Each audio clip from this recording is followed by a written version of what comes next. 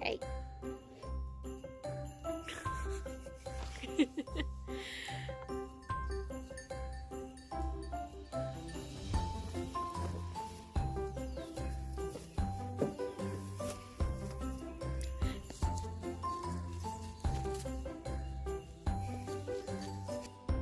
Hello friends, so today I want to do a little video that will be the first in a series of videos about raising goat kids. And the reason I'm doing this video is because there's a lot of information about raising kids out there. A lot of people have different methods, and there's just a lot of information kind of spread out into a bunch of different sources, and so it can be very overwhelming when you're first starting out. I wanted to preface by saying I don't consider myself an expert in this area. I have been raising goats for 4 years. I've been doing dairy for 3 years. So I'm still very much learning, but I have done lots of research, lots of reading, and I thought it might be helpful for people who are just starting out to kind of just put a lot of the information that I have gleaned from various different sources into one place so that it's a bit easier to access and to find. So that's why I'm doing this video. I don't believe that there's any one right way to raise goats. I think everybody's different. Everybody has different goals and different needs for their herd. I think probably the single best piece of advice that I could ever give you would be to spend a lot of time with your herd, spend time observing them, spend time assessing your goals and what's working and what's not. In fact, I think you need to spend more time doing that than you do listening to other people's advice. But that being said, I do want to just go over some of the things that I've learned and some of the practices that I have adopted in my goat keeping. So there's essentially 2 different methods for raising goat kids that I want to go over, and the first one is bottle raising goats. So this is where you would separate them from their mom and raise them on a bottle, obviously. Hi, so beautiful. And there are several good reasons why you would want to consider bottle raising. I've listed a few of them. I'm sure that there are more that I have not thought of. One of the reasons would be if their dam is having health issues of some kind that would prevent her from being able to care for the kids adequately, or if she has a lot of kids that she just can't feed all of them, if she has a rejected kid that for some reason she doesn't wanting to take care of, if she doesn't have a good milk supply. Earlier kid sales would be another reason to consider bottle feeding. Some people don't want to keep all of their kids until their weaning age, and so if you have them on a bottle, then you can sell them at a much younger age. You will end up with very friendly kids if you bottle raise because your kids see you as their mom. So you know, they will definitely adopt you as mother, and so it will be very easy to have extremely friendly goat kids. Another really good reason to bottle raise is for CAE prevention. If you know that you have CAE in your herd, one of the primary ways that can be passed on is through the milk and colostrum of an infected goat, so she can infect her babies that way. And so you can, if you're trying to eradicate it from your herd, then you can pull the babies from their mom and raise them on pasteurized milk and heat-treated colostrum to prevent them from getting CAE. The other primary way of raising kids is dam raising, where you leave them with their mother and she does all of the feeding for you. So there's a bunch of reasons why I think dam raising is a really good idea. First and foremost, it is a more natural way to raise goats. They can eat small meals at very frequent intervals. So I feel like that is really probably the best for their system. And it definitely seems to, hey, don't bite me. That's not nice. Don't do that. I do feel like from personal experience and also just from the people that I have spoken to about this subject that you do end up with fewer health and like gut issues with the dam raised kids. The kids can easily learn herd dynamics and social skills because they're in a natural herd environment and they're under the protection of their mom. So, you know, they're not going to get beaten up or bullied too much by the other goats, hopefully. But they are there and they're able to start learning what is acceptable behavior and how to interact with other goats that are in different positions in the herd hierarchy.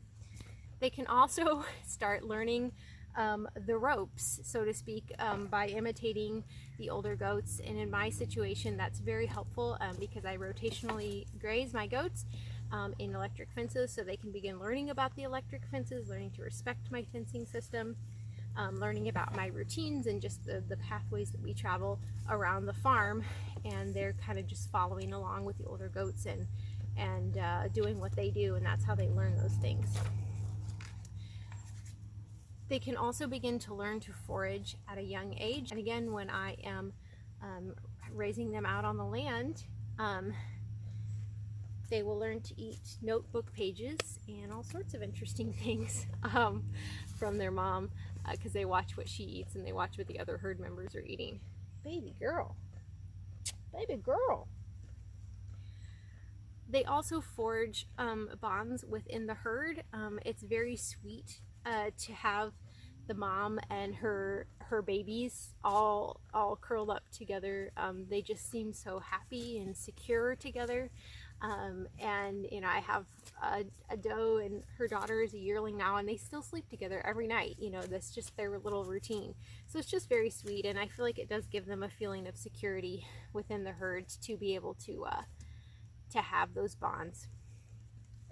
They can be just as friendly as bottle kids, as you can see. I don't get a whole lot of personal space at all. And these are my dam raised kids. This little girl is trying to get comfortable on my lap here. Are you going to sleep on my lap? Yeah.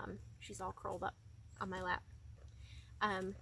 And they are less, even though they are friendly, they are less clingy and needy than the bottle kids.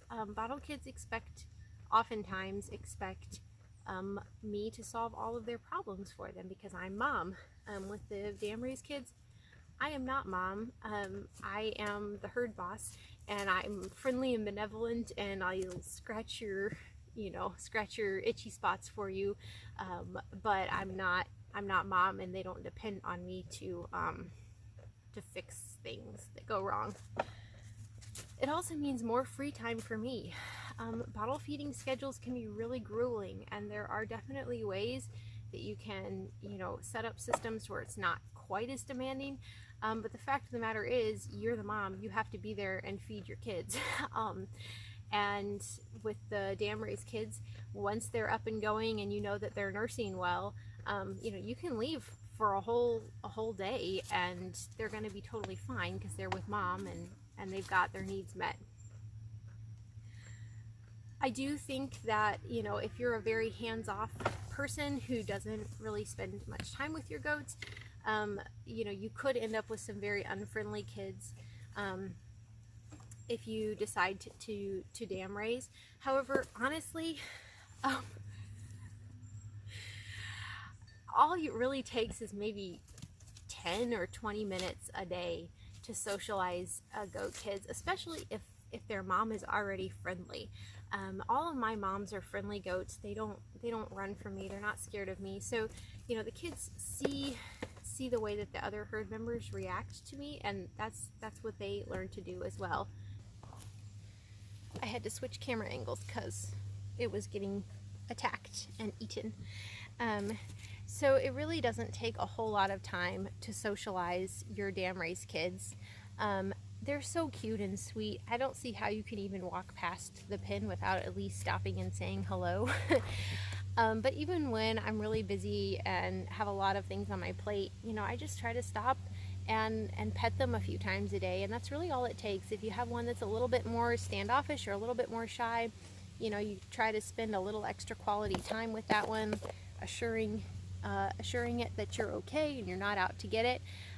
But goats are, especially goat kids, they're very friendly and just naturally curious, and so you just use that for your advantage. They're going to want to come up and investigate you anyway, so when they're there, just talk to them, pet them, you know, make them feel loved, and they'll be your buddies. To me, it's very heartwarming, because if a dam raised kid approaches me, I know it's because they really want to spend time with me, not because they're looking to get a handout from me. So I know that they're just legitimately, hi baby, they're just legitimately being friendly and lovey and nice. And this is kind of a side note, but that's also the reason why I do not hand feed treats to my goats, hardly ever. It's certainly not a regular thing that I do. And again, I know that many people do that, and if that works for you, that's great. But I don't enjoy being mobbed by my goats. I don't like having my fingers nipped. I don't like being jumped on when I go into the pen. I don't like being crowded and stepped on.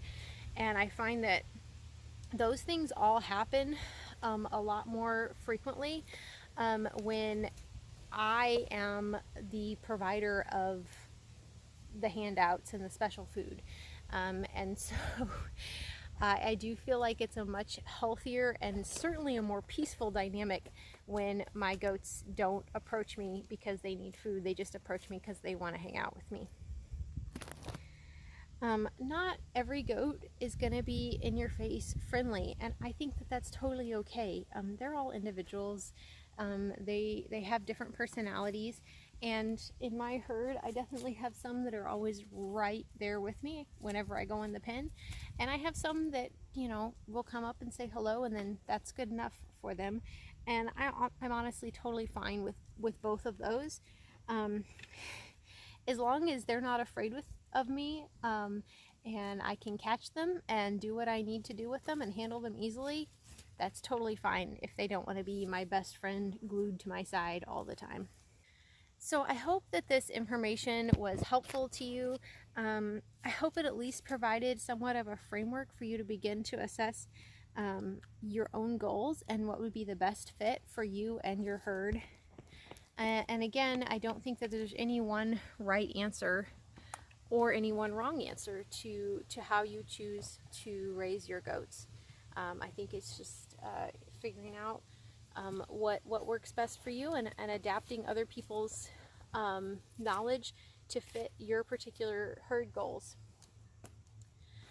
In my next video in this series, I'm going to be talking about integrating dams and new kids back into the herd after kidding time, and also getting new kids out on the land. I'm going to be talking about my methods, some things that I have learned, and also just some things that you may want to consider going forward with your own herd. So thanks for watching, and I'll catch you next time.